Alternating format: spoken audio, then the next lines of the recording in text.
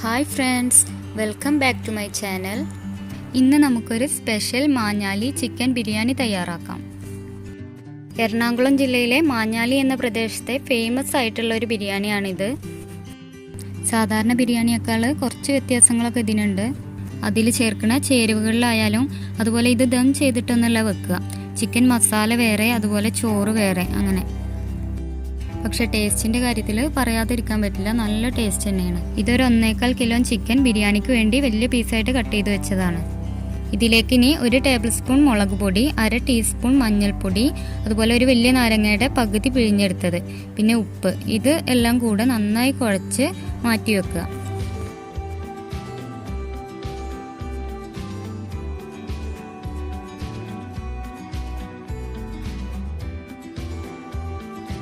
Minimum ഒരു അരമണിക്കൂറെങ്കിലും മസാല ഇട്ട് വെക്കുക. ഏറ്റവും നല്ലത് രാത്രി തന്നെ മസാല ഇട്ട് വെക്കുകയാണെങ്കിൽ ചിക്കനിലെല്ലാം നന്നായി മസാല പിടിച്ചിട്ടുണ്ടാവും.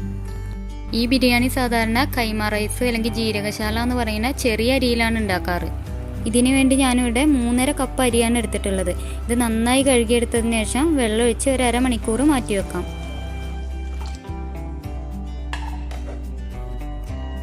ഇനി ആദ്യം ചിക്കൻ മസാല തയ്യാറാക്കാം.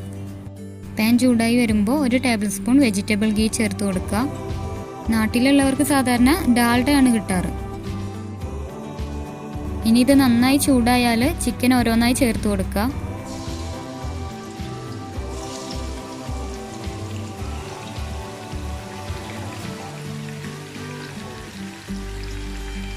ഇനി ഇത് 2-3 മിനിറ്റ് ജസ്റ്റ് ഒന്ന് ഫ്രൈ ചെയ്തെടുക്കുക. ഇങ്ങനെ ചെയ്താൽ ചിക്കൻ ഉടഞ്ഞു പോവില്ല.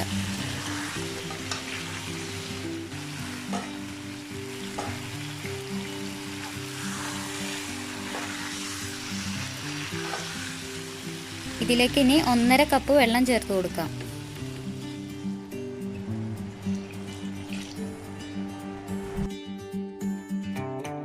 ചിക്കൻ്റെ എല്ലാ പീസും വെള്ളത്തിൽ മുങ്ങിക്കെടുക്കുന്ന രീതിയിൽ വെച്ചതിന് ശേഷം ഒരു 1/4 ഭാഗം വേവിച്ചെടുക്കുക. ഇനി ഇത് ഇളക്കി കൊടുക്കാനേ പാടില്ല.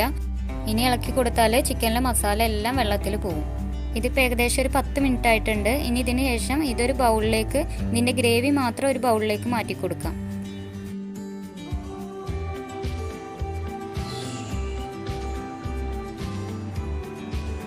ഇനി കുറച്ച് ഓയിൽ വെച്ച് ഈ ചിക്കൻ ഒന്ന് ഫ്രൈ ചെയ്തെടുക്കാം.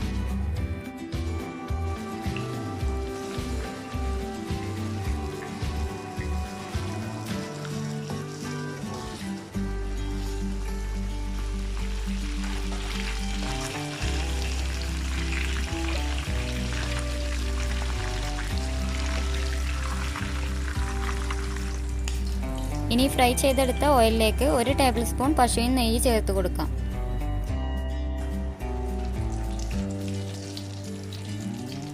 ഇതിലേക്ക് ഇനി ഒരു പിടി വേപ്പില ചേർക്കാം.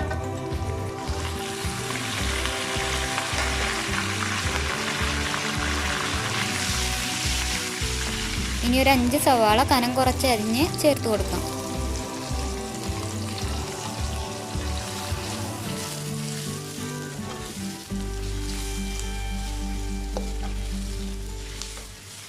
ഇനി ഈ ഒരു ടൈമിൽ ആവശ്യത്തിനുള്ള ഉപ്പ് ചേർത്ത് നന്നായി വഴറ്റി കൊടുക്കാം.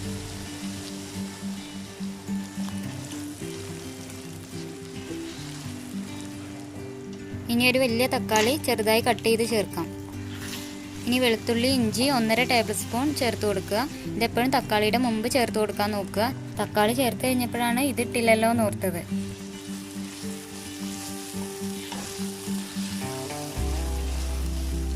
ഇതിലേക്ക് ഇനി 2 ടേബിൾ സ്പൂൺ മല്ലിപ്പൊടി ചേർത്ത് കൊടുക്കാം. ഇനി 1 ടീസ്പൂൺ മുളക് പൊടി ചേർക്കാം. ഈ ഒരു ബിരിയാണി സാധാരണ നല്ല റെഡ് കളറിലാണ് ഉണ്ടാവുക. അതിനുവേണ്ടി ഒരു 1/4 ടീസ്പൂൺ ഫുഡ് കളർ ചേർക്കാം. വീഡിയോ എടുക്കായതുകൊണ്ടാണ് ഞാനിപ്പോൾ ഇത് ചേർത്തത്. സാധാരണ ഈ മുളക് പൊടി ചേർക്കുന്നതിന് പകരം കാശ്മീരി ചില്ലി കുറച്ചധികം ചേർത്താൽ മതി. ഇനി ടേസ്റ്റ് ബാലൻസ് ചെയ്യാൻ വേണ്ടി 1 ടീസ്പൂൺ പഞ്ചസാര ചേർക്കാം. ഇനി ഇതിൻ്റെ പച്ചച്ചവെല്ലാം മാറുന്നത് വരെ 2-3 മിനിറ്റ് ഒന്ന് വഴറ്റി കൊടുക്കുക. ഇനി ഒരു പകുതി ചെറുനാരങ്ങയുടെ ജ്യൂസ് എടുത്ത് ചേർത്ത് കൊടുക്കുക. ഈ വീഡിയോ റെക്കോർഡ് ചെയ്തപ്പോൾ ഒരു കാര്യം ഇതിൽ കിട്ടിയിട്ടില്ല. 1 ടീസ്പൂൺ ബിരിയാണി മസാല കൂടെ ഈ ഒരു ടൈമിൽ ചേർത്ത് കൊടുക്കണം. ഇനി ഇതിലേക്ക് നമ്മൾ ആദ്യം ചിക്കൻ വേവിച്ച് ആ സൂപ്പ് ഒഴിച്ചു കൊടുക്കുക. ചിക്കൻ്റെ എല്ലാ ഫ്ലേവറും ടേസ്റ്റും എല്ലാം ഇതിലാണ് ഉണ്ടാവുക.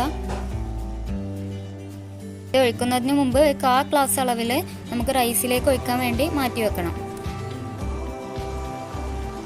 ഇനി ഈ ഒരു ടൈമിൽ ഉപ്പോ പുളിയോ എന്തെങ്കിലും കുറവുണ്ടെങ്കിൽ ചേർത്ത് കൊടുക്കാം. ഇനി ഇതിലേക്ക് ഫ്രൈ ചെയ്ത് വെച്ച ചിക്കൻ ചേർത്ത് ആവശ്യത്തിനുള്ള ഗ്രേവി ആവുന്നത് വരെ വറ്റിച്ചെടുക്കുക.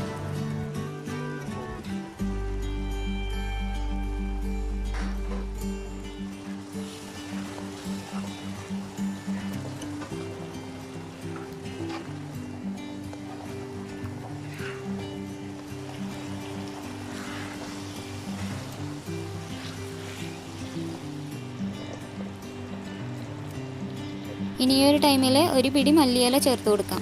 സാധാരണ ഈ ബിരിയാണിയിൽ പുതിനയില ചേർക്കാറില്ല.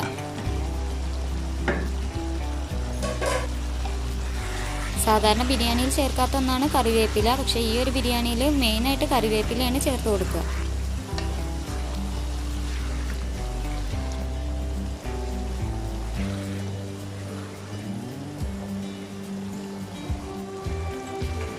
ഇപ്പം നമ്മുടെ ബിരിയാണിക്ക് വേണ്ട മസാല ഇവിടെ റെഡി ആയിട്ടുണ്ട്. ഇനി നമുക്ക് റൈസ് തയ്യാറാക്കാം.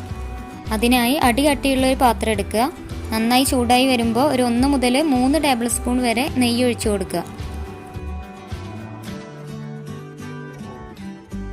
ഇനി ഒരു ചെറിയ സവാള നന്നായി കനം കുറച്ചരിഞ്ഞ് ചേർത്ത് കൊടുക്കുക.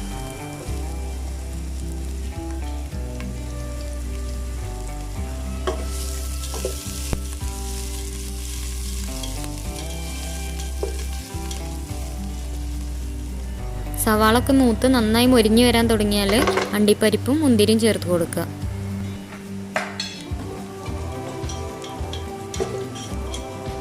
ഇനി ഇതൊന്ന് വറുത്തതിന് ശേഷം കോരി മാറ്റാം.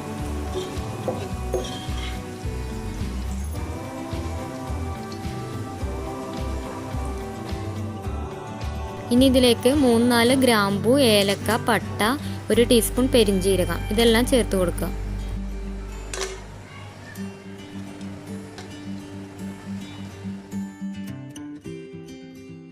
ഇനി ഇതൊക്കെ ഒന്ന് മൊരിഞ്ഞ് പാകമാവാൻ തുടങ്ങിയാൽ ഒരു പിടി വേപ്പില ചേർക്കാം. ഇനി ഇതിലേക്കുള്ള വെള്ളമാണ് ചേർക്കേണ്ടത്. 1 കപ്പ് അരിക്ക് 1.5 കപ്പ് വെള്ളം, ഈ ഒരു അളവിലാണ് ചേർത്ത് കൊടുക്കുന്നത്. അരി കുതിർത്ത് വെച്ചുകൊണ്ട് തന്നെ നമുക്കിതിന് ഒരുപാട് വെള്ളത്തിൻ്റെ ആവശ്യമൊന്നുമില്ല. ചോറ് വെന്ത് വരുമ്പോൾ ഒട്ടി പിടിക്കാതിരിക്കാൻ വേണ്ടി 1 ടീസ്പൂൺ നാരങ്ങനീരും അതുപോലെ 1-2 ടീസ്പൂണ് സൺഫ്ലവർ ഓയിലും ചേർത്ത് കൊടുക്കുക. ഇനി ഇതിലേക്ക് പാകത്തിന് ഉപ്പ് ചേർക്കാം.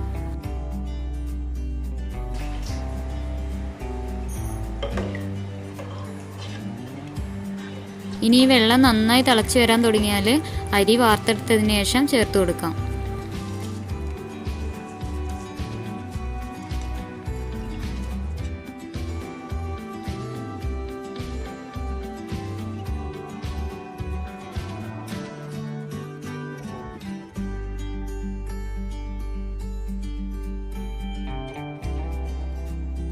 ഇതിലിപ്പോൾ വെള്ളമൊക്കെ ആവശ്യത്തിന് വറ്റി വരാൻ തുടങ്ങിയിട്ടുണ്ട്.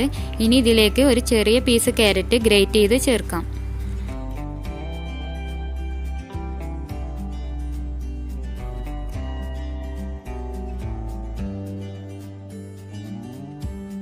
ഈ ഒരു ടൈമിൽ നമ്മൾ ആദ്യമേ വറുത്ത് വെച്ച അണ്ടിപ്പരിപ്പ്, മുന്തിരി, സവാള ഇത് 3ഉം ചേർത്ത് കൊടുക്കാം. ഇനി ഇതിലേക്ക് ചിക്കൻ്റെ ഫ്ലേവർ എല്ലാം കിട്ടാൻ വേണ്ടി നമ്മൾ ആദ്യമേ ഒരു കാര്യം മാറ്റി വെച്ചിരുന്ന ചിക്കൻ്റെ ഗ്രേവി അത് ഈ ഒരു ടൈമിൽ ചേർത്ത് കൊടുക്കാം. ബിരിയാണി ആകുമ്പോൾ ചെറിയൊരു മഞ്ഞ കളർ ഉള്ളത് നല്ലതല്ലേ. കുറച്ച് മല്ലിയില കൂടെ ഈ ഒരു ടൈമിൽ ചേർക്കുന്നുണ്ട്.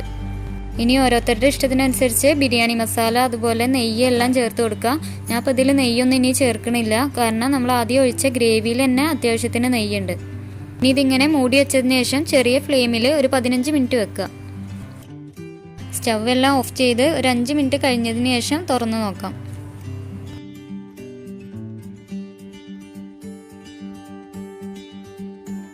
ഇപ്പം നമുക്ക് ബിരിയാണിക്ക് വേണ്ട ചോറ് നല്ല കറക്റ്റ് പാകമായിട്ട് ഒട്ടിപ്പിടിക്കാതെ തന്നെ കിട്ടിയിട്ടുണ്ട്. ഇതുപോലെ അടിയിൽ നിന്ന് തന്നെ ചെറുതായി ഒന്ന് തട്ടിക്കൊടുത്താൽ മതി. എന്നാൽ പിന്നെ ചൂടാറി കഴിഞ്ഞാലും ചോറ് നന്നായിട്ട് തന്നെ കിട്ടും, ഒരു വിധത്തിലും ഒട്ടിപ്പിടിച്ചിട്ടുണ്ടാവില്ല.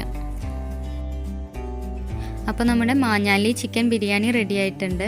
വ്യത്യസ്തമായ ബിരിയാണികളെല്ലാം കഴിക്കാൻ ഇഷ്ടമുള്ളവർ എന്തായാലും ഇതൊന്ന് ട്രൈ ചെയ്ത് നോക്കുക, എന്തായാലും ഇഷ്ടപ്പെടും. മാത്രമല്ല നമ്മൾ ദം ബിരിയാണി ഉണ്ടാക്കുന്നതിൻ്റെ പകുതി ടൈം പോലും ഇതിന് ശരിക്കും എടുക്കണില്ല. സാധാരണ ചിക്കൻ കറി നെയ്ച്ചോറും മാത്രം ഉണ്ടാക്കുന്നവരാണെങ്കിൽ ആ ഒരു ടൈമും സൗകര്യവും മതി. ഈസി ആയിട്ട് ഉണ്ടാക്കാൻ പറ്റിയ നല്ലൊരു ബിരിയാണിയാണിത്. അപ്പോൾ ഈ വീഡിയോ ഇഷ്ടപ്പെട്ടാലും ഇല്ലെങ്കിലും കമൻറ്റ് ബോക്സിൽ എഴുതി അറിയിക്കാൻ മറക്കരുത്. ഇഷ്ടപ്പെട്ടാൽ ലൈക്ക് ഒന്ന് പ്രസ് ചെയ്യുക. പുതിയ റെസിപ്പിയായി വീണ്ടും കാണുന്നത് വരേക്കും ബൈ. Thank you.